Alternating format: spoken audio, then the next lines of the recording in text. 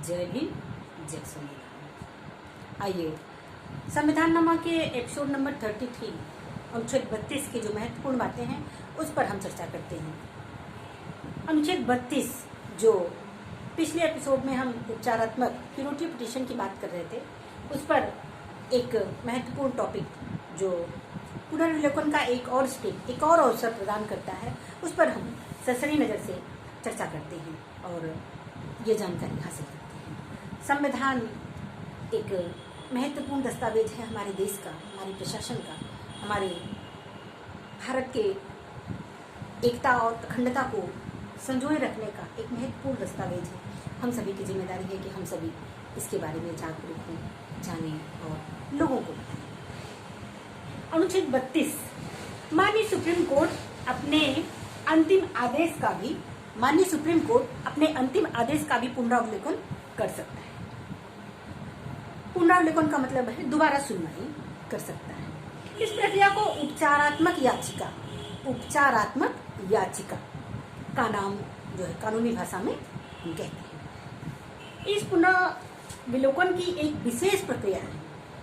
इसका एक विशेष प्रक्रिया है कि कुछ कठिन शर्तें हैं जिसके समाधान होने पर ही उपचारात्मक याचिका माननीय सुप्रीम कोर्ट स्वीकार करेंगे। आइए एक केस के माध्यम से इसे हम जानते हैं।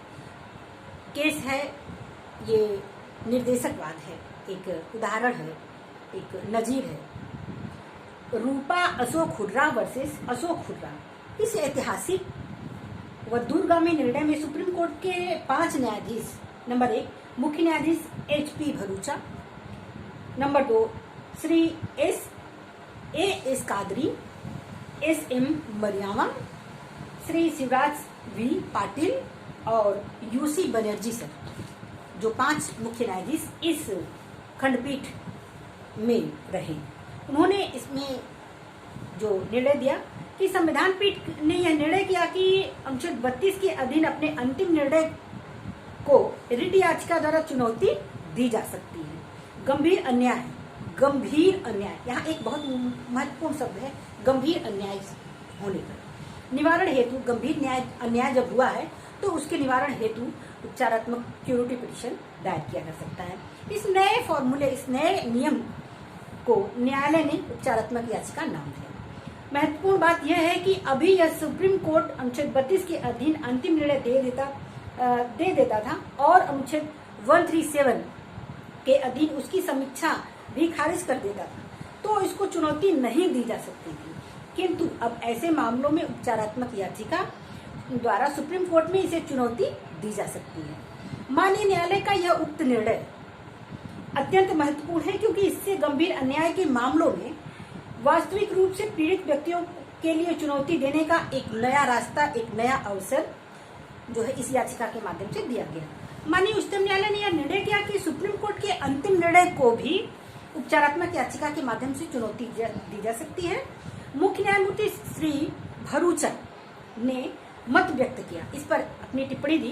उनका कहना है, भरूचा साहब का, हमारा मत है कि यद्यपि सर्वोच्च न्यायालय के न्यायाधीश गण मानव, ह्यूमन बीइंग है, सुलभ कमजोरियों की परिसीमा के अधीन रहते हुए उत्तम कार्य करते हैं, किंतु ऐसी परिस्थितियां उत्पन्न हो सकती हैं जिससे विरल से विरलतम मामलों में अंतिम निर्णय में गंभीर अन्याय ठीक करने की हमेशा अपेक्षा की जा सकती है। क्योंकि जो जस्टिस है, जो न्यायाधीश है, वो भी ह्यूमन बीइंग है, उनसे भी कोई ना कोई जो है भूल, कमजोरी जो है के कारण वो अन्याय हो सकता है। हम ऐसी अपेक्षा की जा सकती है। हम सभी को जानकारी होनी चाहिए कि उपचारात्मक याचिका फाइल दायर करने के लिए न्यायालय ने कुछ दिशा निर्देश तय किए हैं। इन सीमाओं के अधीन उपचारात्मक याचिका दायर की जा सकती है जिसके तहत जिससे इसका दुरुपयोग न किया जा सके।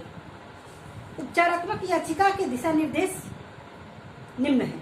आइए ये इस पिटीशन को दायर करने के लिए जो दिशा निर्देश सुप्रीम कोर्ट ने दिया है उसकी जानकारी करते हैं। याचिकाकर्ता को अपनी याचिका में यह दिखाना होगा, जो याचिका करता है उसको दिखाना होगा कि वास्तव में नैसर्गिक का मतलब है जो प्राकृतिक न्याय है, जो प्राकृतिक न्याय है, नैसर्गिक न्याय के सिद्धांतों का उल्लंघन हुआ था, जिससे उसके ऊपर प्रतिकूल प्रभाव पड़ा। नंबर 2, ऐसी उपचारात्मक याचिकाओं को सबसे पहले 3 वरिष्ठतम न्यायाधीश सीनियर जज की पीठ के पास भेजा जाएगा और यदि वे आवश्यक समझेंगे तभी इस क्यूरिटी पिटीशन को पुनर्विलोकन के लिए वापस उसी खंडपीठ के पास भेजा जाएगा जिसने निर्णय सुनाया है। नंबर 3, क्यूरिटी याचिका की न्यायालय तब सुनवाई करेगा, उपचारात्मक याचिका की न्यायालय तब सुनवाई करेगा जब किसी वरिष्ठ अधिवक्ता द्वारा प्रमाणित कर दिया जाता है कि ऐसी याचिका की अपेक्षाएं पूरी हो गई हैं। नंबर 4, यदि न्यायालय को प्रतीत होता है कि ऐसी याचिका योग्यता पर आधारित नहीं है तो यह याचिकाकर्ता पर उदाहरणात्मक जुर्माना भी लगा सकते हैं माननीय न्यायालय का यह निर्णय बिल्कुल उचित है। संविधान निर्माताओं ने सुप्रीम कोर्ट को याचिकाकर्ता के मामलों में विचार करके निर्णय करने के 2 अवसर प्रदान किए। नंबर 1, अनुच्छेद 32 के अधीन याचिका पर पूर्ण विचार करके निर्णय देने का, और दूसरा अनुच्छेद 137 के अधीन यदि अंतिम निर्णय में कोई गलती, कोई त्रुटि रह गई है तो पुनर्विलोकन करने का। लेकिन अनुच्छेद 32 व अनुच्छेद 137 के अधीन मामले गहन विचार विमर्श करके ही माननीय न्यायालय अपना निर्णय सुनाता है। इसके बावजूद जैसा कि माननीय सुप्रीम कोर्ट ने कहा है कि न्यायाधीशगण गलती कर सकते हैं और न्याय करने के उद्देश्य से उपचारात्मक याचिका द्वारा न्यायालय अपने अंतिम निर्णय पर पुनर्विचार कर सकता है, क्योंकि न्याय सबसे बड़ी बात यह है कि जो पीड़ित है, जो विक्टिम है, उसको न्याय मिलना चाहिए, फैसला नहीं, न्याय मिलना चाहिए। न्यायिक निर्णयों में सर्वमान्यता उसकी निश्चितता के ऊपर मानते हैं, न्यायिक निर्णयों की सर्वमान्यता उसकी निश्चितता के ऊपर मानते हैं। इस प्रकार उपचारात्मक याचिका न्याय हासिल करने का माननीय सुप्रीम कोर्ट द्वारा उपलब्ध कराया गया एक और अवसर है।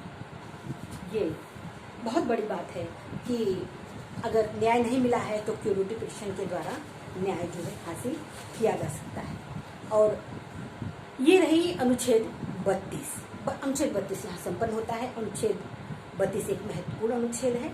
और अब हम आगे बढ़ते हैं। अनुच्छेद 33। अनुच्छेद 33 कहता है इस भाग द्वारा प्रदत्त अधिकारों का, इस भाग द्वारा मतलब जो मूल अधिकार है उस भाग द्वारा प्राप्त अधिकारों का बलों आदि को लागू होने में रूपांतरण करने की संसद की शक्ति। अनुच्छेद 34।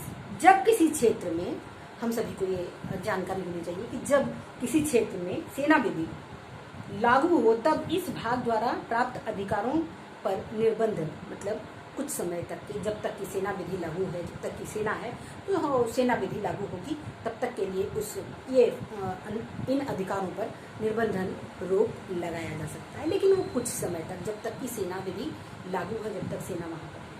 अनुच्छेद 35। इस भाग के बंधों को प्रभावी करने के लिए विधान बनाने की जो है वो नियम अनुच्छेद 35 में दिया गया है। अनुच्छेद 35 यहाँ पर हम समाप्त करते हैं।